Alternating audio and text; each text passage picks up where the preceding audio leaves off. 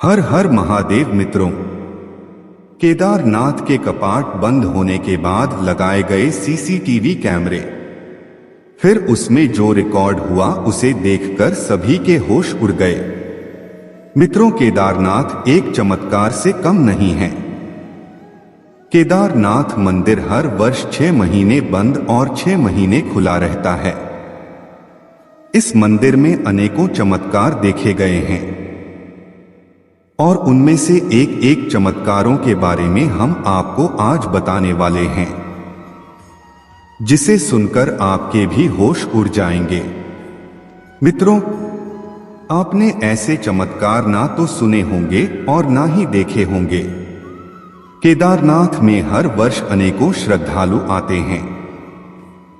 उनमें से कई बड़े बड़े साधु महात्मा भी होते हैं जो केदारनाथ के चमत्कारों को अपनी आंखों से देखने को तरसते हैं और हजारों वर्षों तक पहाड़ों पर जाकर तपस्या भी करते हैं कि महादेव के दर्शन का लाभ मिल सके। लेकिन यह इतना सरल भी नहीं है। कुछ समय पहले की बात है, एक साधु केदारनाथ के चमत्कारों को अपनी आंखों से देखने के लिए 2 महीने पैदल चलकर केदारनाथ पहुंचता है और केदारनाथ की पुजारी जी से कहता है कि क्या मैं यहां रात्रि में रुक सकता हूं। मंदिर के पुजारी जी बोलते हैं, आज का दिन केदारनाथ मंदिर खुले रहने का अंतिम दिन है और फिर मंदिर के कपाट 6 महीनों के लिए बंद हो जाएंगे और फिर मैं रात रुकने की क्या दिन में भी दर्शन की इजाजत नहीं होगी। साधु यह सुनकर विचार करता है और निर्णय लेता है कि मैं कड़ी परिश्रम और तपस्या करके यहां तक आया हूं। इस बार मैं केदारनाथ के दर्शन करके ही यहां से जाऊंगा, चाहे कुछ भी हो जाए। भगवान के चमत्कारों को देखने का साधु पर ऐसा भूत सवार था कि उसने यहां तक नहीं सोचा कि केदारनाथ बहुत ही ठंडी जगह है, जहां हमेशा बर्फ गिरती रहती है, जहां रहना तो दूर की बात है, सांस लेना भी मुश्किल हो जाता है। साधु केदारनाथ के मंदिर बंद होने से पहले मंदिर परिसर में छुपकर बैठ जाता है और मंदिर के कपाट 6 महीनों के लिए बंद कर दिए जाते हैं और सभी श्रद्धालु केदारनाथ की यात्रा करके अपने अपने घर को प्रस्थान कर लेते हैं। अब केदारनाथ में वह साधु बचता है। साधु सोचता है कि केदारनाथ में जलने वाला यह दीपक 6 महीने तक कैसे जलता रहता है। यह रहस्य मैं अब जानकर ही रहूंगा। साधु बोलता है, मुझे विश्वास है कि अगर मेरे केदारनाथ होंगे तो मुझे कुछ नहीं होने देंगे।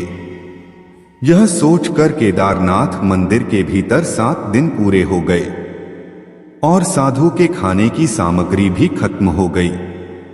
कुछ दिन तक जैसे तैसे भूख सहन की और कुछ दिन बाद भूख सहन होना भी बंद हो जाती है और फिर एक दिन भूख के वजह से सो जाता है। फिर जब उसकी आंख खुलती है और देखता है कि उसके सामने कुछ फल और खाने की सामग्री रखी है और मन में सोचता है कि कहां से आए हैं यह, और फिर भगवान के सामने रोने लगता है कि आप सच में हो और खुश होने लगता है। ऐसा करते करते कुछ महीने बीत जाते हैं और वह साधु रोज सुबह उठता और रोज उसके खाने के लिए कुछ ना कुछ रखा होता है। यह सब साधु को आश्चर्य लगता, परंतु थी तो यह सच्ची कहानी। एक दिन देखता है कि केदारनाथ में जलने वाले दिए का तेल पूरी तरह से खत्म होने लगा है और जब वो अगले दिन सोकर उठा तो देखा दिए में तेल पूरी तरह से भरा था और दिया जल रहा था। साधु को अपनी आंखों पर विश्वास नहीं हो रहा था। यह सब सच में है या कोई सपना, और ऐसे करते करते 6 महीने खत्म होने वाले होते हैं और साधु को विश्वास हो जाता है केदारनाथ के चमत्कारों पर।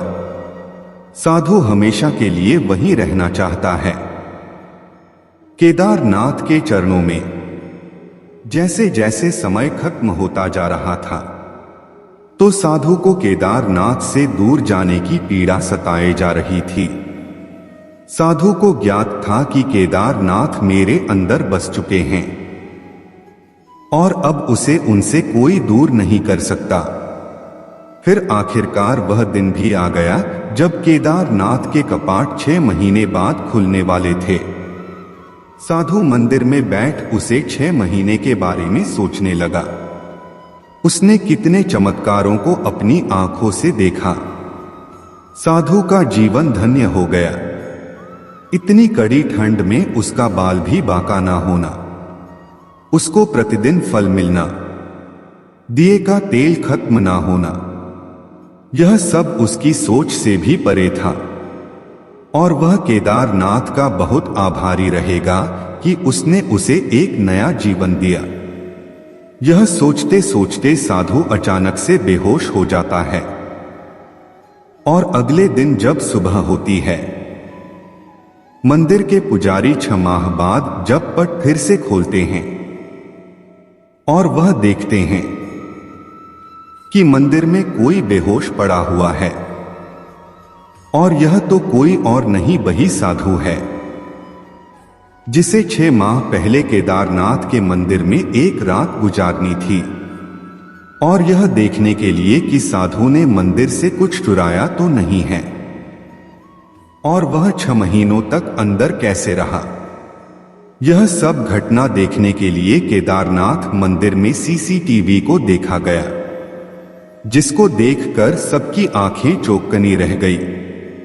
मंदिर के अंदर साधु को किसी से बातें करना, उसे ठंड ना लगना, कुछ फल सामग्री मिलना, दिए का इतने समय तक जलना, यह सब सीसीटीवी में कैद हो गया था। यह सब देख लोगों को अपनी आंखों पर विश्वास नहीं हो रहा था, और साधु के पैर पड़ने लगे और कहने लगे कि वह धन्य है। उसने केदारनाथ के चमत्कारों को इतने करीब से देखा और महसूस किया।